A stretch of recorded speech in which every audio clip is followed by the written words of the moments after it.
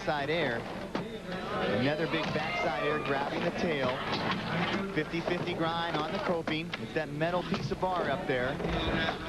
Rune is really smooth. Comes down to a fakie. So a gate twist, holding the tail. And he falls. That's a big, huge fall. Rune, you know, both of them have fallen so far. If he can come back and get a strong 15 seconds out of this, he could advance. Because he did do some difficult tricks. McDonald's fall came at the very end of his routine. He only had about 6 or 7 seconds left anyway, so perhaps if you're going to dump it, that's the time to do it. But Glifberg shows the elevation that McDonald did not. It's intentionally a vague scoring system, 0 to 100. The judges take a look and score it, and that kind of reflects the sport. It's a lot on feel, isn't it? That's right. And I should have Rune shake my hand because he made me look good.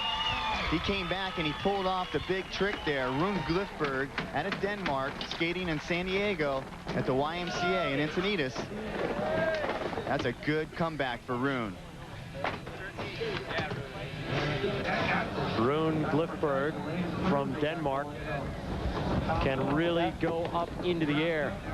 Glifberg seems to have the same body type as Mike Frazier and Tony Hawk. It seems these guys who are really lanky and rangy end up being smooth in the half pipe. Strange combination of physiology and their sport. It is strange. A nice kick flip, but he misses it and he hurts his knee. Rune he told me this morning, I said, Rune, how you feeling? He goes, my knee is really bothering me. First time out, he wasn't wearing knee pads, just wearing some pads that go underneath his knee pads and like neoprene, and he fell and it just didn't feel good to him. He was just warming up too. Don't underestimate how much it hurts when you fall on a half pipe. Don't we know it? Rune puts together a nice routine, the big comeback on the fakie, back-to-back fakie to a disaster. Rune skates the YMCA in Encinitas, and that's a bigger half pipe. So he's working with this one really smooth. He gets big airs and he works the flip. It's going to be interesting to see how they judge the comparison between Boyle and Glifberg in this heat. Now this would be the big air.